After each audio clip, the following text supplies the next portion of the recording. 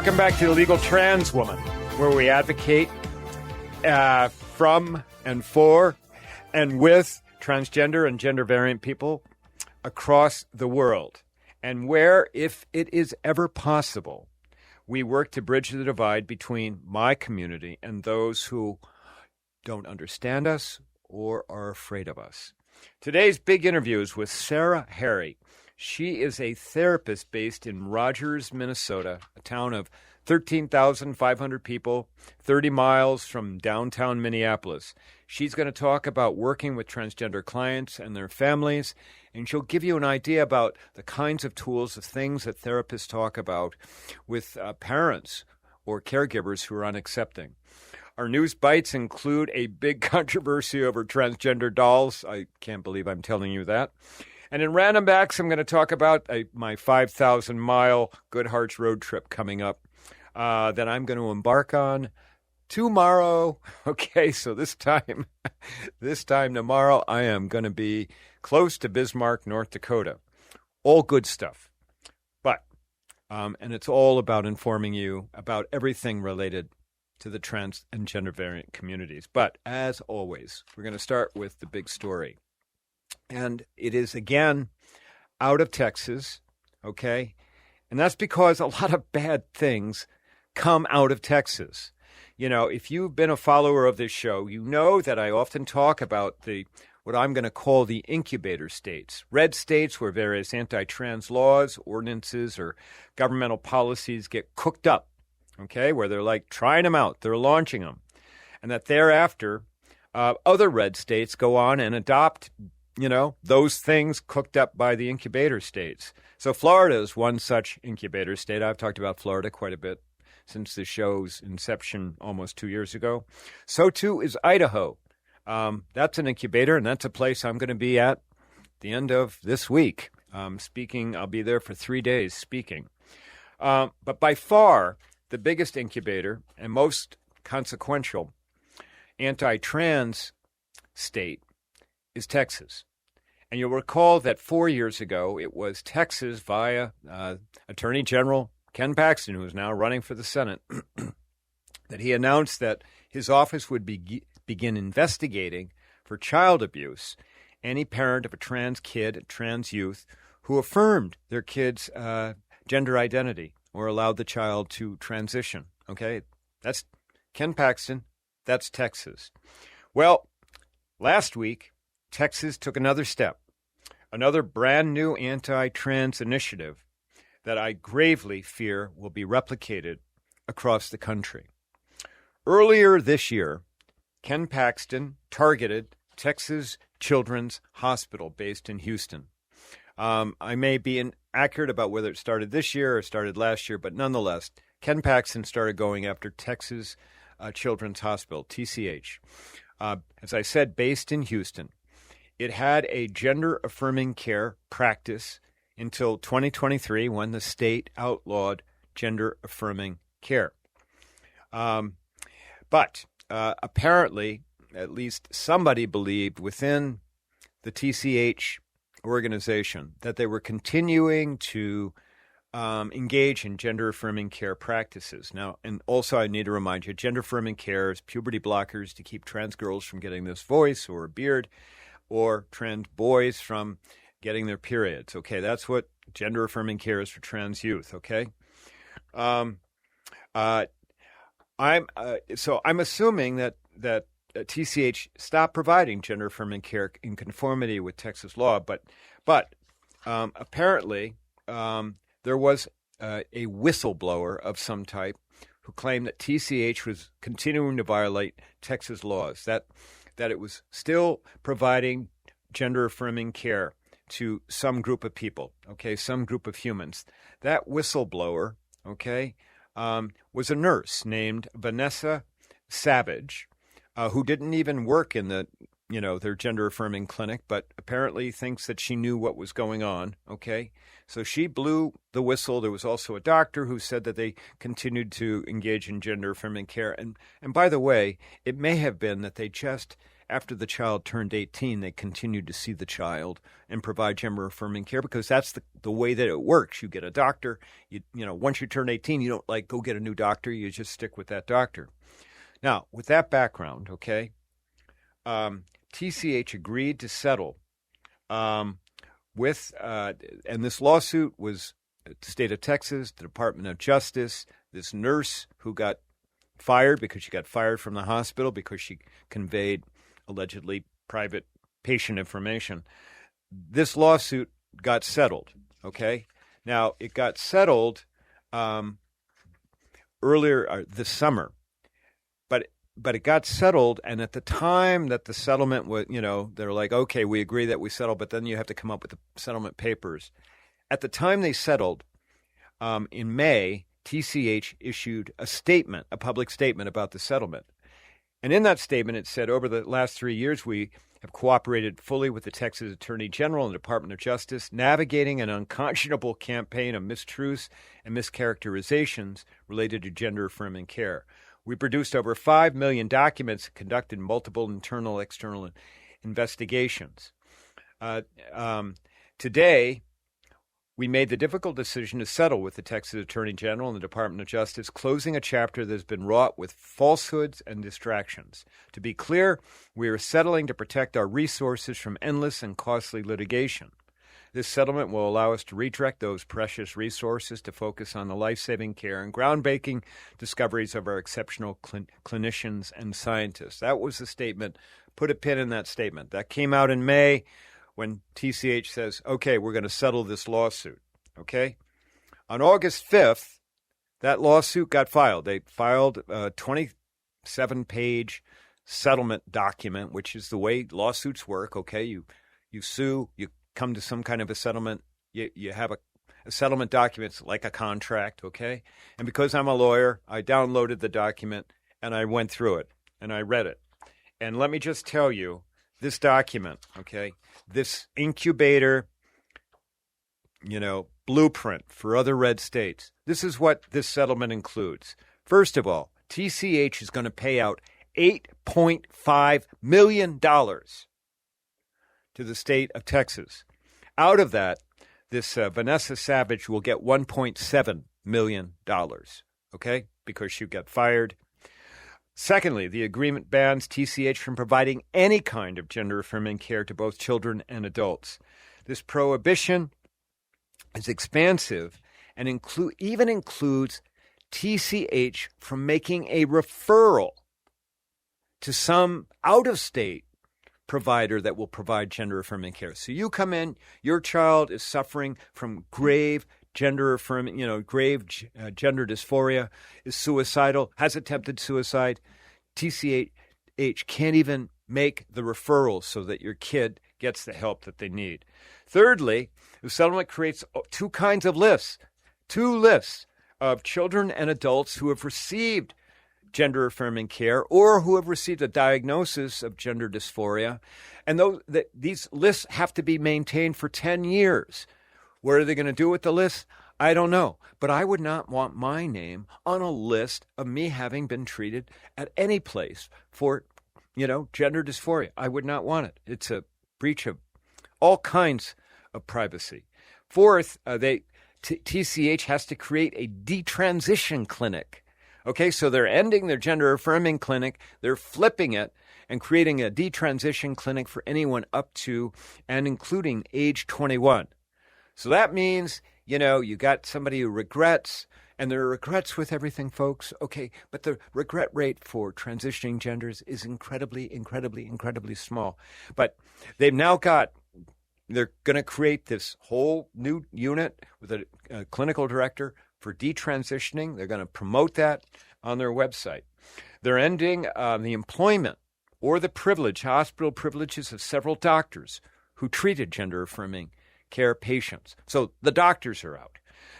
They've got to cooperate with the federal government and the state of Texas to go after drug companies, because now the next phase of this is to go after drug companies that manufacture, gender-affirming care drugs, okay? Go after them, because claiming that those drug companies were allowing off-label. That means using their products for uses other than what they were prescribed for or advertised for. And the settlement's so draconian that they're forcing the hospital to retract the public statement about why they settled. Remember that statement I said to put a pin in? They're forcing them to retract that statement and to say that, yeah, they wanted to have this settlement. It's just unbelievable. Okay? So I'm watching my time here. This is a draconian kind of settlement, forcing a healthcare provider to do things that are not in the best interests of humans, of patients. Remember the old saying, do no harm for doctors? This is doing harm. I'm just letting you know that. It is. And this will act to suppress gender-affirming care across the country because all the other hospitals are going to see what's happening. They are. Certainly this is going to show up in red states, but I also anticipate it's going to show up in blue states. And that back door is going to be the drug thing with the drug makers. I'm just going to tell you. Not good. I know. You keep hearing from me. Not good. But I have to give you the honest thing. You need to understand. Okay? We're going to take a break. When we come back, we've got the big interview with Sarah Harry, a therapist in Rogers, Minnesota, who's going to talk to you about how she helps bring people along who might be unaccepting or not understanding about trans people. We'll be back in a sec.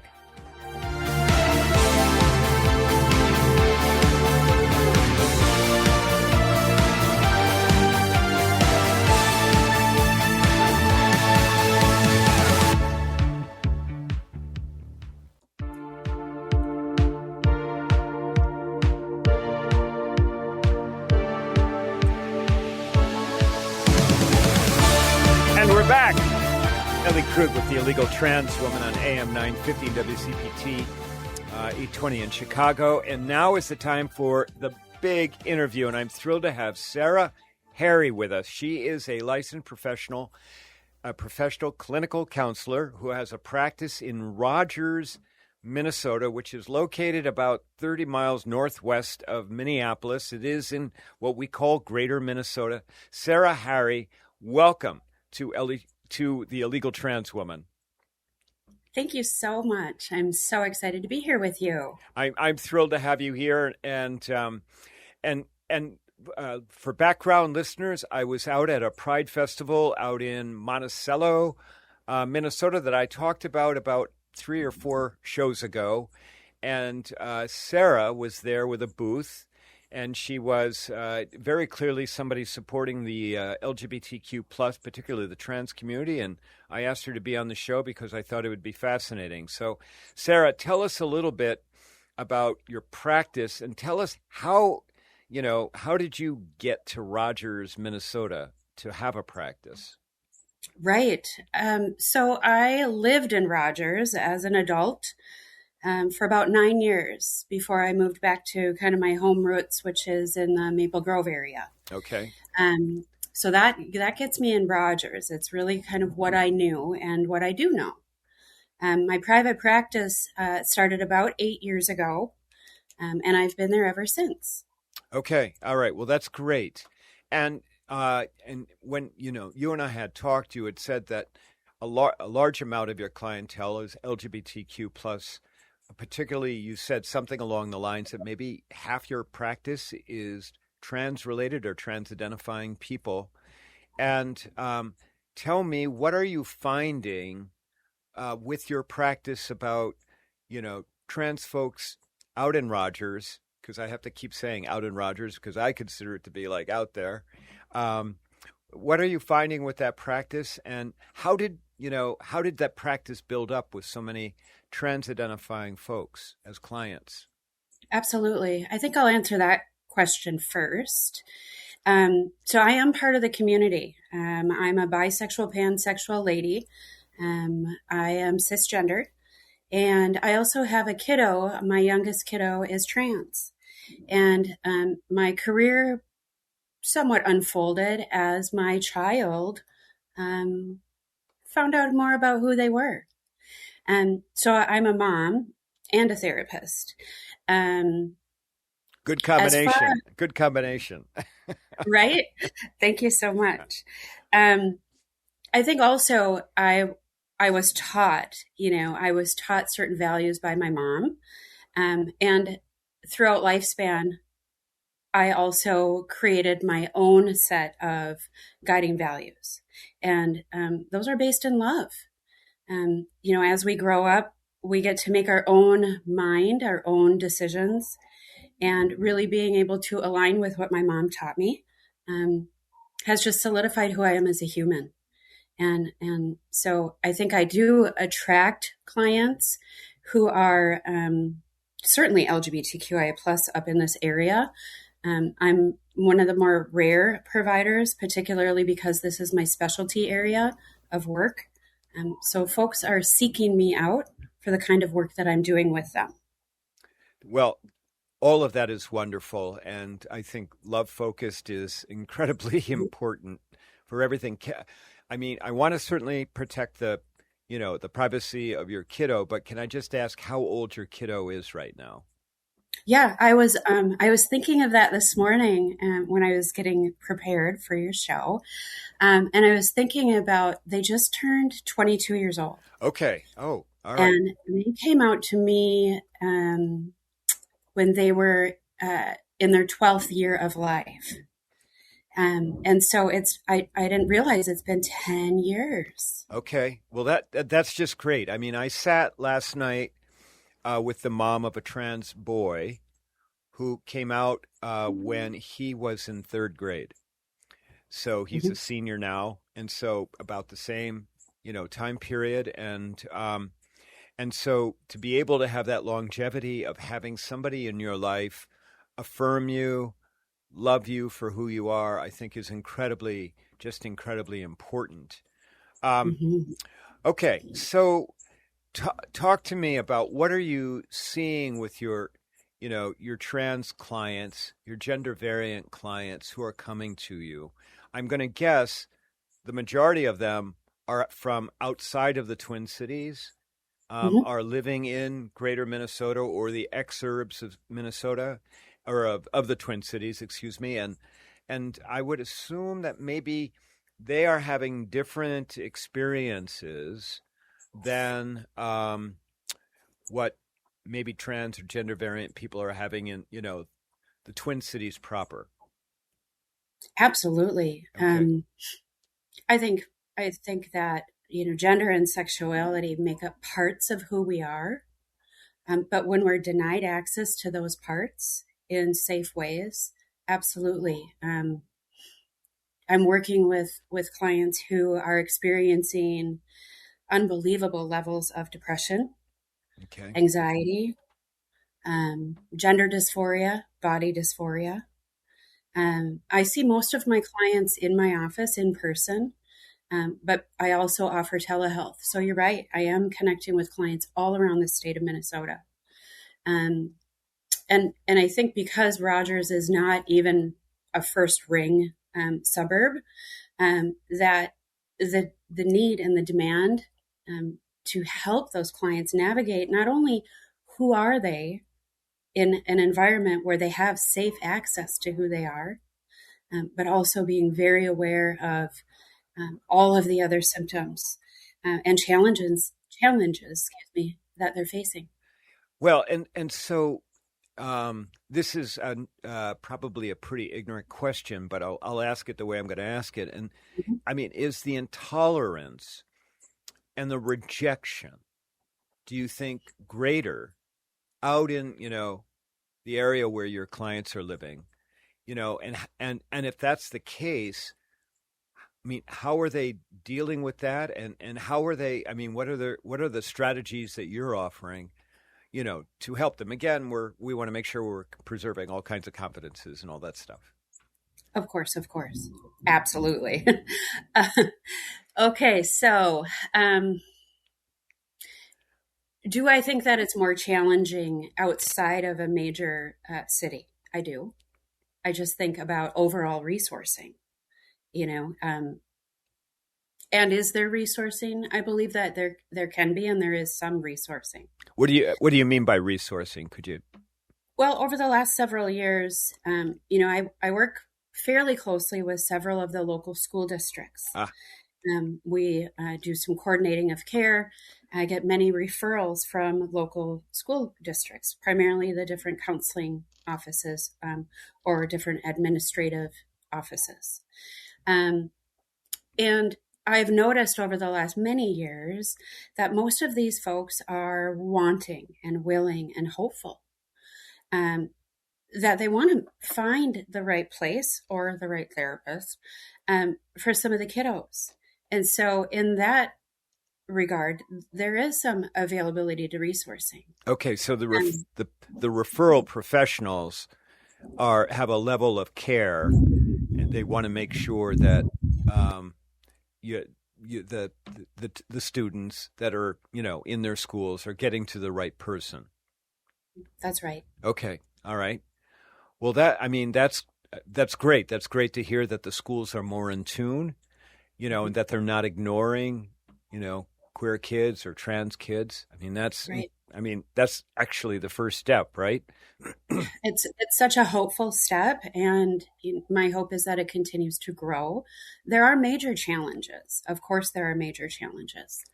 And some of that starts at home, right? With parents believing that children want, deserve, need, require mental health services. And that has been probably one of the larger challenges in working with kiddos whose families maybe are missing some understanding, or they might be missing pieces of education. And at times, I'm working with clients whose families just really are not willing to be understanding. Well, and have you faced situations where a student has been referred from one of the schools and the parent has refused to allow the student to see you? I have. Oh, man. I have also worked with some families where in the state of Minnesota, I do follow the law. I do, of course, follow my ethics. My license number is 2559 from the BBHT. So in the state of Minnesota, if I'm working with a kiddo whose parents are divorced, I am required to obtain informed consent from both parents. And what I have run into in the past is that one parent will willingly and happily give consent, and the other one might have some hurdles that they need to or want to address. So that in that sense, there have been some barriers to providing care. And when that happens, my hope is that that parent might be willing to see past some of the barriers that they're experiencing. The hope is to provide care and to provide exceptional care. Right. Absolutely. Absolutely. Well, one of the things that attracted to me to having you on the show is that when I talked to you and saw you at the Pride Festival in Monticello's, you had a card and it kind of lists out this program that you've created, a 6-week program for parents and caregivers of LGBTQIA plus children of all ages. And it's a program essentially about, if I can characterize it correctly, getting the parents to understand about the young human that they're, is in their care, that they love. And how long is that? Do you have a name for that program? Is it just a caregivers program? Yeah, it's one of the groups that I created and I facilitate. Thanks for that inspiration. I haven't come up with a catchy phrase for that group, but it literally is a group that I've designed for parents and caregivers. So it could be an auntie or a neighbor even, not necessarily a biological parent. Right. And it's a 6-week long series that really provides support, education, and awareness about what our kids need and why. Yeah, the topics are, first week is you get some agreements about how it's going to go forward. The second week is about understanding about gender and sexuality all of the letters, I assume, of the alphabet. Then you, on another week, offer some statistics, which I assume surprise a whole lot of people, particularly when they start hearing about, Generation Z, approximately 30% of Generation Z are identifying LGBTQ plus. And then you have a week where they talk about grief and loss. Yeah. Why is that something that would be part of this 6-week program, talking about grief or loss? I think it's such a major topic, and it does need so much attention. With grief and loss, it's not only losing the birth name you assigned your child. There's also the possibility for parents or caregivers to have 20 years of a dream that they had for their kiddo, and it might not really line up with who their kiddo is and the life and who their kiddo is going to be. Yeah, it could be they had a child assigned, male at birth, and they had these great ideas that maybe this child would go on and do something that would be, kind of macho type of thing. And maybe the family has a military background and they'd go, I wanted my son to go into the Marines. And it turns out at age 12, this child says, I'm really not a boy. I'm really a girl. And then Right. there's loss associated with that, because now suddenly everything's been potentially wiped out for the parent, at least in terms of what dreams they had for that child, right? That's right. Absolutely. And even when we talk about like Christmas ornaments and Christmas stockings, that's another level of grief and loss. So bringing together all of these grown-ups who are willing and open to learning and maybe deeper understanding, it also puts us together as peers. And when peers can sit with each other and learn with each other, it doesn't necessarily mean they're going to have huge shifts about their belief system, but they might feel like that grief is actually normal. Right. And it's needed. It's necessary. Right. To open the door maybe to different future and understanding about the child. So how have your 6-week support groups gone with the caregivers and, the parents? I'm so proud of each and every parent and caregiver that has attended the group. I think about it as I'm a visual person, and one of the visualizations that connects with me with this group is almost like a tree through community.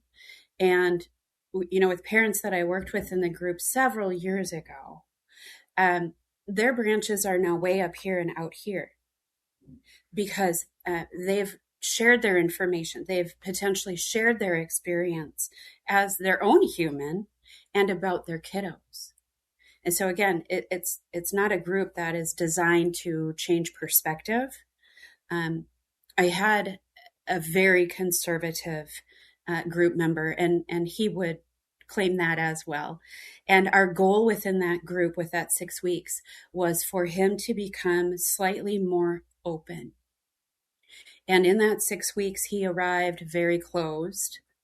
And at the end, as we were doing our checkout, he did. He was able to claim that he became more open, a willingness to be open. Well, it's all incremental, of course. And so thank God and thank you for doing that work. I mean, it's just so important.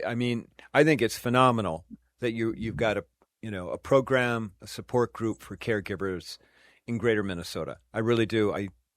It's just phenomenal.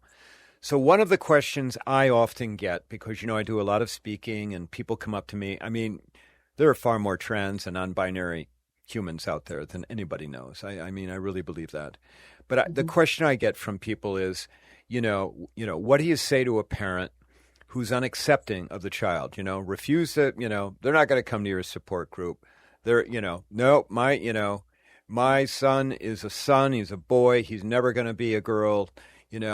This is ridiculous what this child is says. It's just a phase, all of those things. I have a couple of things I think I shared with you that I say to people who are that way. But what strategies do you have for the parent, and maybe we've got an aunt or a brother or somebody who is listening who has that, person in their family, okay, what are your strategies for that person who is unaccepting? Yeah, I mean, talk about challenging, right? I think we're hearing a little thunder in the background in your neighborhood. We are hearing a little bit of thunder. We desperately are in need of rain, and okay, it just lets me know that we're also not alone. Okay. Very challenging. I've had parents stand over me in my office and literally scream at me. Sometimes the evidence-based research doesn't align with a value system of a family or of a parent. And so I can show the science, I can share the statistics. And in the end, it really does come down to the overall care of the kid. Right. And so when I'm working with a client who is self-harming, who is suicidal. Because hold on, I'm interrupting. We know the statistics for trans kids, non-binary kids for attempted suicides is 4.0, not 4. 4.0, the attempted rate for cisgender kids. Go on. Go ahead. Correct. That's right. Those are some of the statistics that I do gently share in the group. But regardless of therapeutic setting, it is really important that I am able to, one, have compassion for the parent and the caregiver. I need to find compassion. I need to care about how they feel and what they believe. Because I also need to be able to share what their children feel and how their children think and what they deserve and what they need. And when there is that split between the family and the child, I mean, there's 1,000 different things to try, of course, but really leaning into being able to understand this isn't what they thought, right? This isn't what the parents thought. And then how do I seek to support that while also teaching them reality? I'm going to assume, though, you've got some that will not accept reality, right? I do. And I think I told you when I saw you at the Pride Festival, my response to the unaccepting parent is to remind them of a number, the number That's being right. 18. And that Yes. because that's the age and when the child is emancipated, the child can, in theory, go and do what they want and be who they want. And that how the parent treats that child for 5 or 6 or 7 years before they reach 18 very well could dictate how that child treats them as an adult. Yes. And I find that sometimes when I say that, and that's pretty, bold, okay, but when I say it, sometimes I find that people step back and perhaps, some wheels are moving. I think it's not only an access to relationship in the future, right? But it's also how do we support the child so they don't act on suicide? Oh, that goes Right. without giving. Of course, without saying, for sure. And I think that at times parents and caregivers, again, I think the key word that I've heard many times today is hope, right? We've got to give them the information and the statistics and the work that I'm doing and hope that at least they're willing to give their kiddo access to care and mental health services and gender-affirming care. And if they're not, it is literally, how do we work with the kiddo? How do we work with the kiddo? Right. Well, we can remind the kiddo, about 18 and hold on, Listen, I've got to go, okay, because this has been a lovely interview, and I've really appreciated Sarah, you have given my listeners a lot of information, so I'm very grateful for that. Listeners, you can check out Sarah Harry. She's got a website that is Sarah at courageandgracecounseling.com. Do I have that right? That was my email. The website is courageandgracecounseling.com. Great. Thank you. Okay. Thank you for that clarification. Sarah Harry, thanks so very much for being on The Illegal Trans Woman. I wish you the best, and thank you for the work that you are doing, so incredibly critical. Thank you so much. Thank you for this. I really appreciate it. You're welcome. Okay, listeners, we're going to take a break. When we come back with News Bites, I've got 2 of them. We might only get to one of them. Listen to me, Ellie Krug, on The Illegal Trans Woman.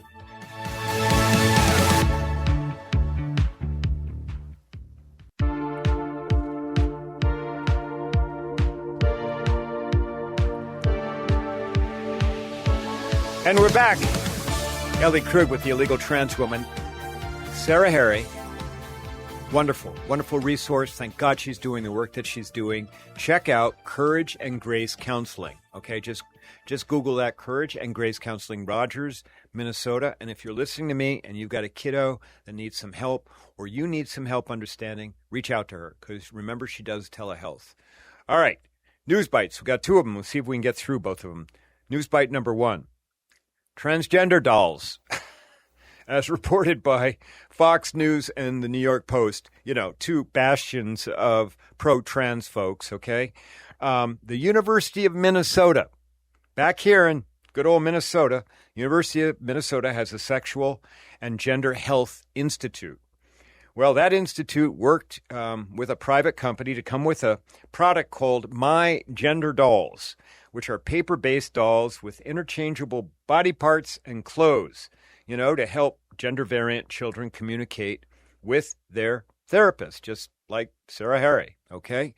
And so, the idea apparently is to, because these kids may not be able to fully express things, use the dolls to help understand what they're thinking so the therapist can get a better idea. In concept, in idea, it sounds great. In practice, promoting this thing, and I don't know how word got it out, okay? But promoting, because a private company, the U of Minnesota developed it, but a private company is marketing this thing. I don't know how all that worked, okay?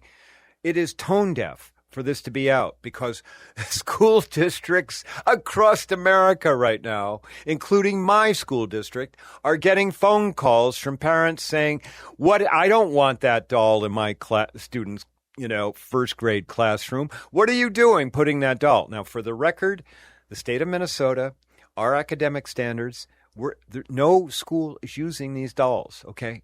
There's not being used by any school district in Minnesota.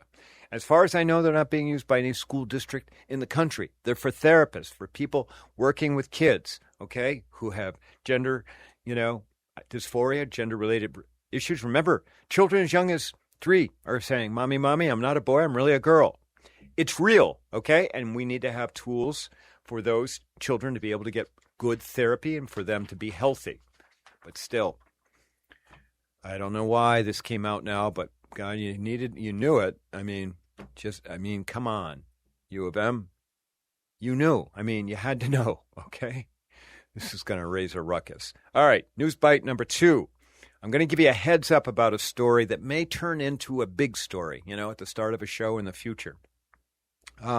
As reported by S-Baum, B-A-U-M, with Aaron in the Morning. Earlier in May, there were 2 transgender women attacked at a public park in Bossier, B-O-S-S-I-E-R, Parish, Louisiana. The women had been in a barbecue, with friends in the park, public park. There apparently are, a restroom that's part of the park.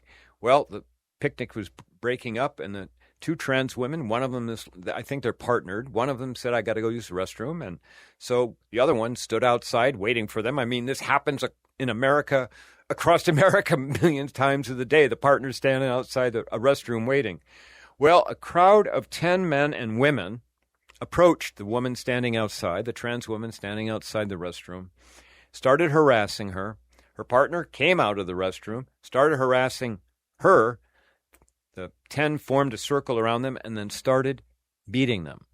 Now, the women said they didn't fight back, and the beating was bad. It was so bad that one of the women had to go to the hospital and get stitches and hurt her back and all that kind of stuff by ambulance, all right? And the police came, and you would think that this would take care of it with the police.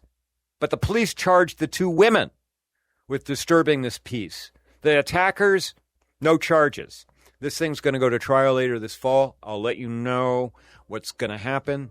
I'll keep my eyes on it. But I wanted you to hear about this horrible incident. Not the kind of thing I have to read about or hear about before I take a trip to Idaho, but we'll see. All right, we're going to take a break, come back for Random Acts.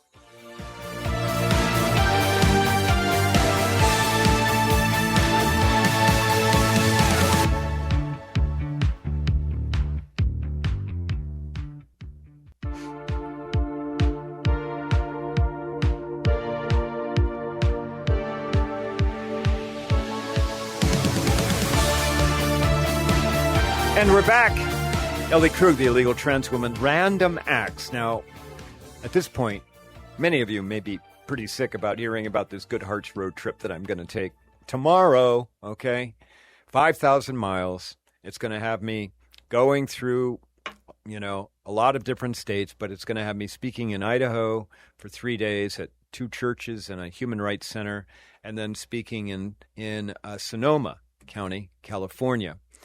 I am totally psyched about this trip, and I wrote about it in my newsletter, The Ripple, that came out this week. So if you want to read more about the trip, I mean, maybe you're sick of hearing about it, but if you want to read about it, well, just go to elliekrug.com and scroll down to the newsletters. You'll get some more information about the trip. And surprisingly, well, not so surprisingly, because my readers are incredibly supportive of my work. I got multiple readers donating to my small nonprofit, Human Ripple Works, Inc., to help defray the cost for this trip, because they're going to pay me, the board is going to, they approve everything.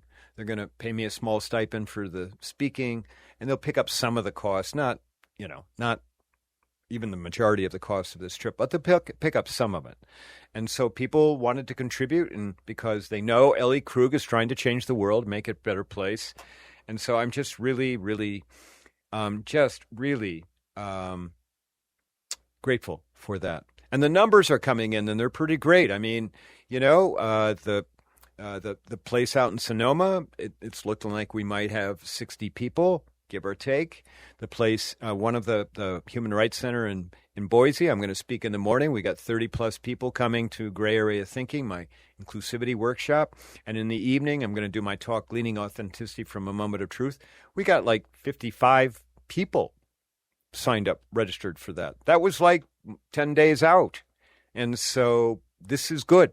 This is good because my goal is to stand in front of people and normalize what it means to be transgender. I mean, the voice doesn't match the appearance, whatever. I make some fun of it, whatever. But in the end, I think that they understand. I just want the same things out of life that they want. That's all. And so that's the goal, particularly in Idaho, where transgender people are super marginalized, where the government is coming after them. You heard the story 2 weeks ago about May Pollard, that 16-year-old who took her life. And Sarah Harry just talked about the attempted suicide and the suicide rate of our trans people. So my goal is to go and be there, and for the trans and non-binary folks, gender variant people there, for me to be somewhat of a model and just, let them know I care about them. And that brings me to the last point of my random acts, and that is this. I know you get a lot of bad news from me. Okay, I'm not like coming and celebrating a whole lot of things with you. And part of that is about my disposition, about being a trial lawyer, always trying to anticipate, things around the horizon so that I can prepare for them. Part of them is the reality of what's going on in America right now. But this is what I want you to hear, okay? My gender variant, my trans people or allies listening to my voice right now. Listen to this, and you've heard it before, but I'm going to remind you. Number 1, you have the right to be you. Number 2, you have value. Number 3, you are worthy. You have the right to go through this world as who you truly are, and don't let anybody tell you otherwise. I care about you. Big thanks to my producer, Brett Johnson. I'll let you know about how the trip goes when I get back. Okay? In the meantime, you're going to miss next week. It's going to be a do-over show, but I'm going to try and do a show on the road the following week. Okay? So we'll see if we get that done. All right. In the meantime, between now and when you hear my voice next, okay, go out and do something good for someone else as well as for yourself. Ellie Krug, legal trans woman, over and out.